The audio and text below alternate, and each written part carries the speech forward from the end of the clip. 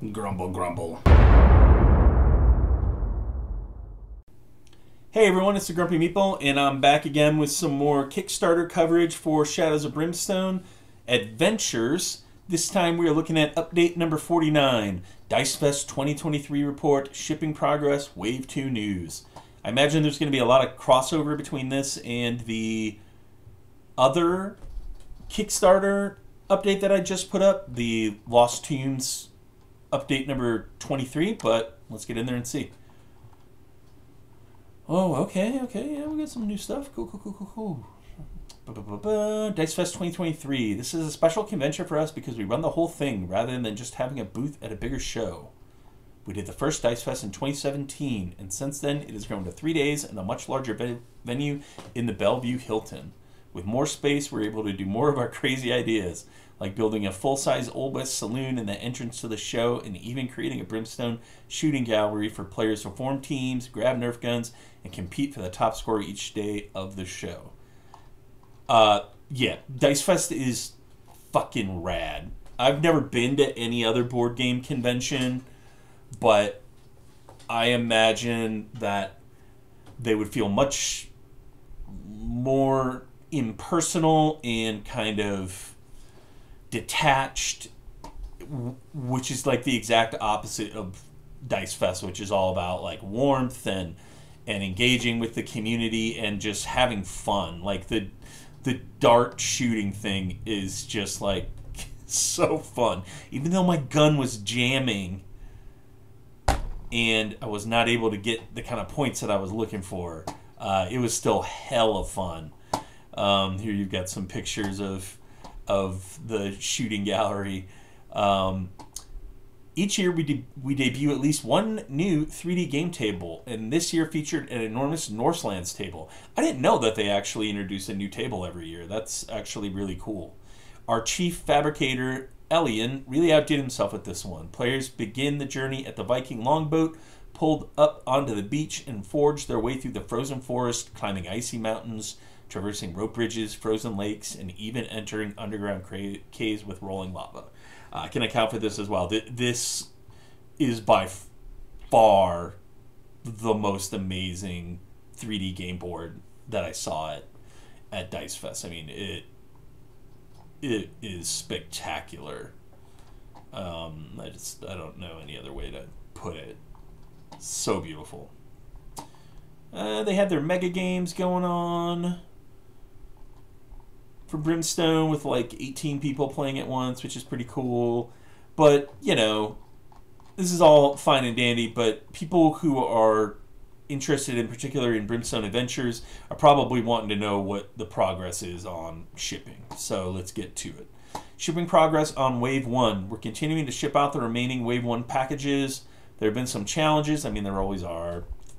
It seems like, you know, being such a small company too, I imagine, adds to those challenges. They can't throw their weight around like maybe somebody like Simon can, where, you know, you're talking about like a $10 million campaign, so you can kind of muscle, you know, your shipping hubs and whatnot into prioritizing you or whatever. Like, so stuff happens, and they kind of have to just tank through it.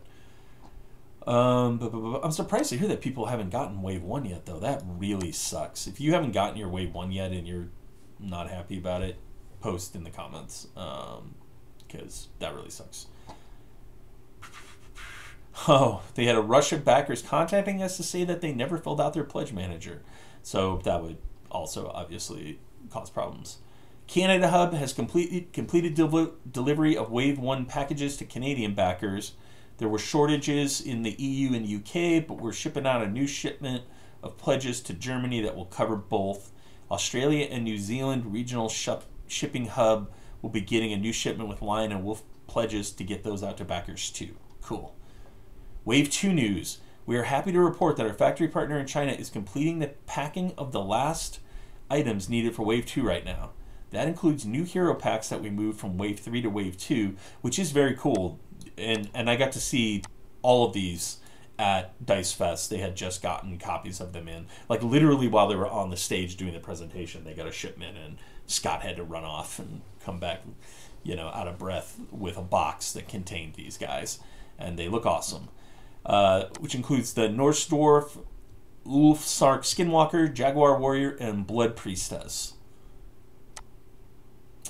The Jaguar Warrior confuses me a little bit because I thought that we already got him in Wave 1. It must be a different but similar model. We got an Aztec character in Wave 1, but it must not be the Jaguar Warrior. I didn't take a close enough look at that box when it was coming around. And the KS exclusive heroes from previous Kickstarters, the Outlaw, Sumo, Diamo, and Tredaran Veteran, which appear for the first time in printed packaging with full box art. Oh, okay, cool. Oh, and that's all for now. Our next update will be on December 8th. Okay, that's probably going to disappoint some people. But, these guys are just getting over Dice Fest, and it really is a production, and so I'm not surprised. There's not a ton of detail here that's probably going to make anybody feel better. But hey, look, you get to see the full retail packaging for the Sumo, which is odd because the Sumo was a Kickstarter exclusive, so I don't really know why he has full retail packaging. Maybe they decided to sell all this stuff in retail after all. The other thing too, they're saying here, KS exclusive heroes from previous Kickstarters, including the Outlaw, which appear for the first time in printed packaging. Does that mean that they're packaging? Because I just got the Outlaw at Dice Fest, and it was still the resin model, and they suck. I hate dealing with resin, and I'm not even gonna bother with the miniatures because they're like out of scale with all the plastic stuff now, and just bleh. So I wonder if they're doing printed packaging with full box art for the Outlaw. I wonder if there's a plastic miniature coming for it now. They hinted at something like that at Dice Fest when I was talking to Scott Hill, but it wasn't made clear. But some cool stuff coming. Yeah, this is going to piss some people off. And, right in the very first comment, I saw somebody asking about Perilous Expeditions, which I sure would like to know about too, because the core game of Shadows of Brimstone is amazing.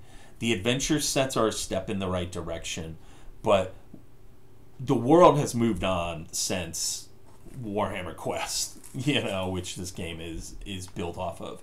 And campaign games and persistent kind of storytelling are the norm now for these kinds of dungeon crawlers, and I'm really excited to see Shadows of Brimstone move in that direction. And so I too would like to hear something about Perilous Expeditions at some time. So looking forward to that. But that's it for this update. Let me know in the comments what you think. There's not a lot of meat on this bone either, so hopefully the December update will be a little more beefy. But yeah, that's all I have for today. I will talk to you later.